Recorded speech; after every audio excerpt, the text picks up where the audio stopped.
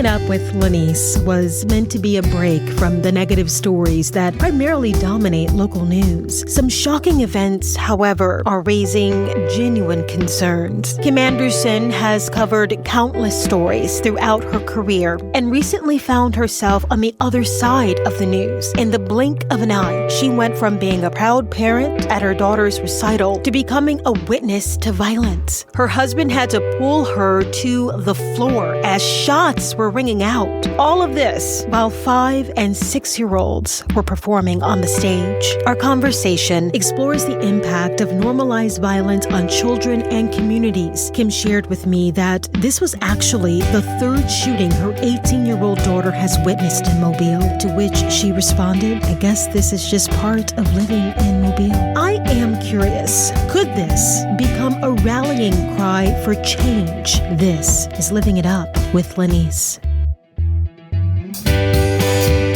I'm speaking with Kim Anderson, and if you are listening to this podcast in the Mobile, Alabama area or in Charlotte, North Carolina, it's likely her name is familiar to you. Kim was a longtime anchor at NBC 15 here in Mobile and recently moved to the Queen City, where she's continuing her career in broadcasting. I met Kim months after moving to the Mobile area, coincidentally from Charlotte. We now work for the same media company, but then worked at competing stations. We have always maintained a relationship built on mutual respect, admiration, and a genuine passion for storytelling. Recently, Kim was at a dance recital celebrating one of her daughter's last performances before starting college, and that is when the unthinkable happened. Gunshots were fired. We'll pick up the conversation there. Kim, thank you for joining me. What did you see? There were small kids on the stage dancing at the time. I want to say maybe 5, 6 years old. And in the middle of them dancing, these guys got up and started yelling and looked like they were going to throw punches at each other, which kind of threw me off guard because I looked and I'm like, are you serious right now? And then you heard the gunshots. Everyone dropped to the ground. Some people ran. Children were screaming. The dance teachers were extremely professional the entire time. When the guys jumped up and started yelling at each other, they immediately got on stage and escorted the kids out as fast as they could. So the children were real safe, but there were other children in the audience. And that was a bad thing because we know anyone who's going to pull out, first of all, bring a gun to a child's dance recital is coming looking for trouble. And then when you pull out that gun and you actually use it while children are there, they have no regard for human life, none whatsoever. Like many families, you were there just to see your daughter perform. I actually saw her dancing during a Miss Juneteenth pageant in Mobile. She is beautiful, Kim. And this was her final recital. What was going through your mind when you heard gunshots? I was stunned because I could not believe it was happening. I just sat there for a minute and just looked. And my husband had to literally pull me down to the ground. He said, "Kim, you've got to get to the ground." And then once the initial shock wore off, then I immediately jumped up and was like, I've got to get to my daughter. That's all I could do is I have to get to my daughter. It was chaos. People were panicking and people were trying to get to their children. For some perspective, the Sanger Theater in downtown Mobile is a historic theater. It opened in 1927. It seats around 1,800 people. I'm told about 1,000 people were at that Sunday dance recital. It's hard to imagine the Spanish architectural design as the backdrop of a shooting. Hard for me to imagine, but you were there. I was angry. I was angry that something like that would happen at a recital, but we've all seen it. It can happen anywhere. When I say, come on, Mobile, we have to do better, it's something that rocked me to the core because my daughter was calling me on her cell phone. She was panicking, of course. They didn't know too much about what was going on because they shoved the dancers in the back and literally kept them safe. I mean, that was the safest place to be because the instructors were outside of the door. They weren't letting anybody in. And she said, I can't get to you. I don't know, what's going on. So once we got her out of the building and got her home and calmed down, then she said to me, she said, I guess this is just part of living in Mobile. And she said that because this is the third shooting that she has been at. When she was in middle school, she was at the football game when there was a shooting there at Lad People Stadium, which She didn't want to go to a game for over a year. We had to really, work with her and get her some counseling for that. The second shooting was New Year's Eve. She was down there and witnessed that with a shooting downtown. And now to have this happen, it should not be normalized for our children to say, I guess that's just part of living. That's what's sad. That's why we have to do better. Our kids should not think that that's just part of their life. That's not normal. That's not right. And when I'm saying a call to action, when I worked in Mobile, one of my biggest things that I would push all the time was we've got to do something to help our children. We have to do something, and we can't just talk. There's so many kids who need help. They're crying out for help. And if they don't get that help, then guess what? They end up becoming adults who do the same thing. They shoot. And then what are they doing? Then they're being that example for other children that come up behind them. We have to stop this generational curse. Up in Detroit, Michigan. Anytime I travel and tell people where I was from, immediately they'd say, "Oh, wow, you're from Detroit?" The city's reputation of being unsafe always preceded itself. In 2024, though, the city saw record low homicides and non-fatal shootings. It's a change in violence that people in the city actually feel. Is that the perception for people living in Mobile? The numbers from the police department show crime is significantly down, 12 homicides as of May compared to 17 last year. Shooting cases, though, down 42%. Progress, some would argue, is overshadowed by shocking crimes like a deadly shooting at the Sanger. It has people feeling unsafe and saying enough is enough. Oh, it's past enough. And it puts a black eye in Mobile. You've got people who want to leave the city because they think it's so violent. But see, I stayed in Mobile for so long because Mobile is a great city. You and I both know all that it has to offer. We have some great people who live in the city. It's not all bad. So you have those few that want to get out there and act like they have no common sense. And those few will ruin it for everyone. And that's exactly what happened. You took the action of one person, and then now what has it done? It ruined the whole season, basically, for these dancers who all they wanted to do was dance. We as parents, we were so proud, all we wanted to see our kids dance. So it's past enough. What can be done? I don't know everything. I don't know it all. I wish I had the answer to it all. I wish I could just snap my fingers and solve the problem. But I know we have to begin with young children. You've got organizations that reach kids in high school and middle school. By that time, it's too late.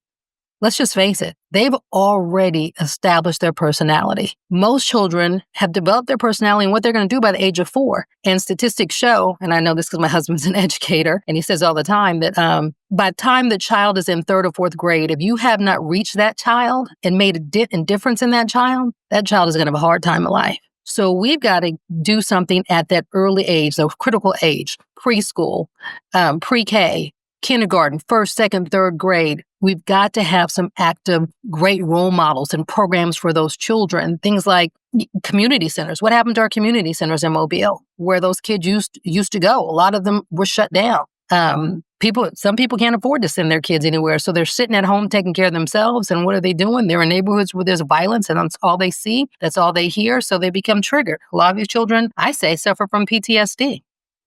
So we have to start at a young age. We also, for young parents, because we've seen that too, to where these parents aren't helping. A lot of times they'll create the problems. Parenting classes. If you've got a parent that's got maybe a history of violence or arrest or something like that, give them parenting classes. We've got to start somewhere, just somewhere, before it's too late. Let's not wait until it's too late. After you got your daughter home and calmed down, you went to Facebook Live. I saw that video, and I could feel your frustration and anger when you said, "Come on, Mobile, we've got to do better." I had to let it out, and I had to let it out somewhere. Again, that dance company, the dance family, and I hate it for them because it's an amazing studio. And I have seen so much growth in my daughter. I'm at that studio, and not only growth, but it's so much confidence. And just to have something like that happen, and to that studio owner, who's also just a great person. I mean, it could have happened anywhere, but to have that happen to her, it broke my heart. It broke my heart. And all I could say was, I'm sorry. I'm sorry. Because nobody wants that to happen. Something needs to be done, or we're going to continue to see more and more violence. It's just going to escalate. And that's exactly what it's doing. Just expressing the anger, then I literally was shaking. at the time, and it was hard to just stop the shaking because you have to sit there and process everything that happened. Is it going to stop me from living, from doing anything? Absolutely not. I'm going to go on. I'm going to keep doing what I do. I mean, I'm a journalist. Unfortunately, I see this on a daily basis. We see what happens when people get angry. We see what happens when people pick up a gun. We see the violent effect. And so it's not going to stop me, but am I going to have my head even more on a swivel, so to speak? Then yes. I'm going to constantly be looking around me. My husband is that way. I always tell him, I said, we joke and we call him Inspector Gadget because he doesn't miss anything. And when the fight broke out, the first thing he said was, we have to get out of here. We have to get out of here now. I said, we don't need to leave. And then gunshots go out. And it's like he knew. And, yes, I'm going to be a little bit more cautious. And he tells me that all the time. You have to always watch your surroundings. What's the conversation you have with your daughter? We have an open conversation in my home.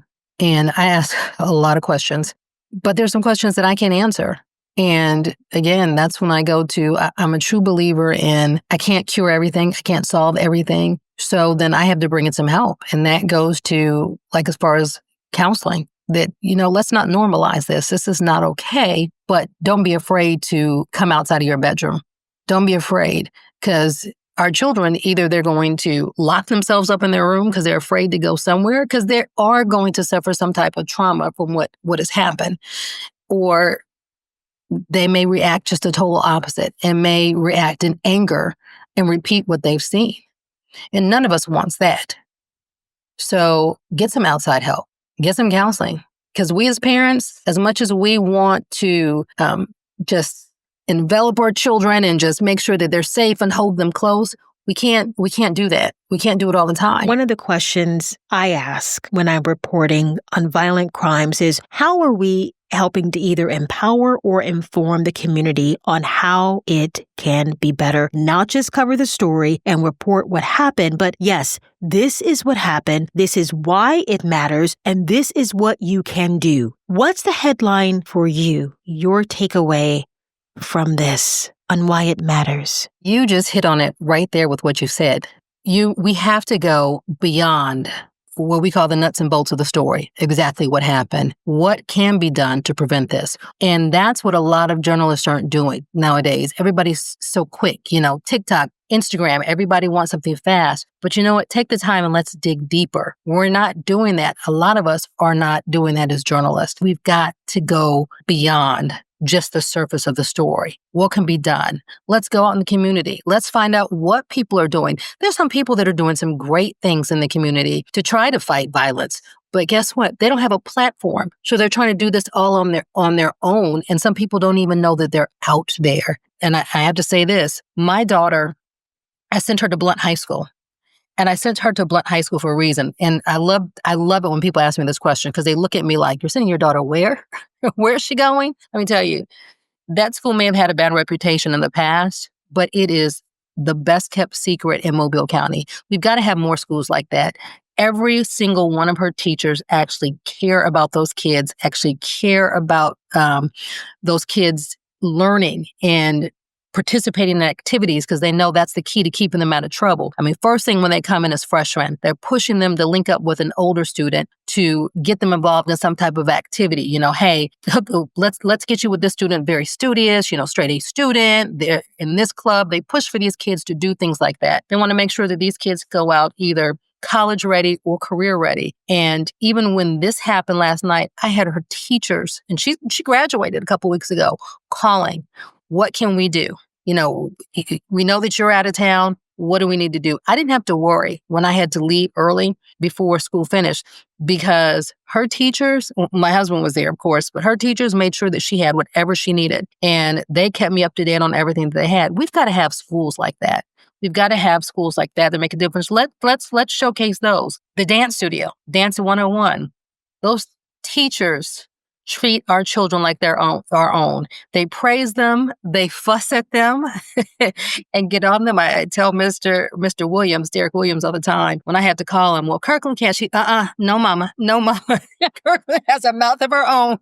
She can talk herself. And I love that they push them to be their best. There's so many other programs out there, but you've got to reach the right kids because, I mean, let's face it, you've got some kids whose parents can afford to put them in things like that, but you have those kids who don't, whose parents can't. They're falling through the cracks. Those are the kids that they have nobody there to supervise them. You know, maybe coming from a single home, parents working 3 or 4 jobs, on the bus, have nowhere to get their kids somewhere. These kids that are taking care of themselves. I know of a couple of kids that way, but I know of a couple of adults who are actually trying to help them because they know what's going on. Those are the kids that we need to reach. So we've got to find some way to go beyond those stories, beyond the nuts and bolts of the story, like I said, and get their stories told in ways to help them get their message out and their platform out. And that's one thing that we could start there as well. There's so many moving pieces to this puzzle. So many. Again, I wish I had all the answers. I do not have all the answers. But as a journalist, one thing that I said that I was determined to do was be the voice for those who didn't have a voice. One of the reasons I got into this business to help those who need the help, because we shouldn't be in this predicament. We should not. And it's not just us. It's not just Mobile. It's all over the country that we see violence. I've seen violence here in Charlotte, but for the amount of people that we have in that city, for the connections that are in that city, we should not be having the violence that we're having. It just should not be. Before I let you go, I would like for you to speak to aspiring journalists when they're having to cover these types of stories. When they're thinking about getting into this business and understanding violent crime is going to be part of the coverage, what is your message to them? Dig deeper. Ask the questions. I mean, I know that we have day turns. I know that we are on deadlines constantly. You've only got a couple of hours to do a story. But when you go home, think about it. Just sit there and think about it. How can I make this story better? How can I use this story to inform my community? Dig deeper, think about it, because the answer is there and we've got to get that message out. We've got to go beyond the story. It should not just stop at a shooting was at a dance recital, a shooting at the Sanger Theater, a dance father. And he was a great young man from everything I heard about him. I mean, he was posting videos on his Facebook storyline of his daughter while she was up there dancing, a proud dad. Let's go beyond that. I mean, what type of person was he? But most of all, what can be done? What can be done to stop a lot of this violence, to help these young kids? We need to look at it. We've got to branch out and franchise the story more. Thank you. Thank you. And I miss you, and I appreciate you. I'm not even going to say it because then I might be tempted to shed a tear, which is very unusual for me. Well, I have to say, because you know what, Lenise, a lot of people think because we worked at competing stations that, it's like a TV war and we can't be friends. No. I love you. You're one of the greatest people. And I'm going to say that to all of Mobile. Support her 100%. She's an amazing lady. Amazing lady. Thank you. As are you, Kim, as are you. Thank you. Thank you for this conversation. And you're right. There is an urgent need for early intervention programs. The role of journalism going above and beyond the nuts and bolts of crime reporting and explore solutions, offer hope and direction, and breaking what seems to be a cyclical nature of community violence should be at the forefront. A note now. At the time of this recording, the Mobile County DA's office filed for capital murder charges against the man arrested in connection to the shooting at the Sanger Theater. The defense attorney argued his client acted in self-defense. Kim is calling for a community-wide response to fight violence that starts with preschool-aged children and includes better funding for community centers, parenting classes, and programs to reach our most vulnerable youth. Living It Up with Lenise is a joint production of the Fox 10 podcast and myself, Lenise Lagon, with the music provided by Kendall Faust. A special thanks to Kim for speaking with me and sharing her insight. This will be a conversation that will no doubt continue. Hopefully, the storyline will change. Thank you for listening, and until next time.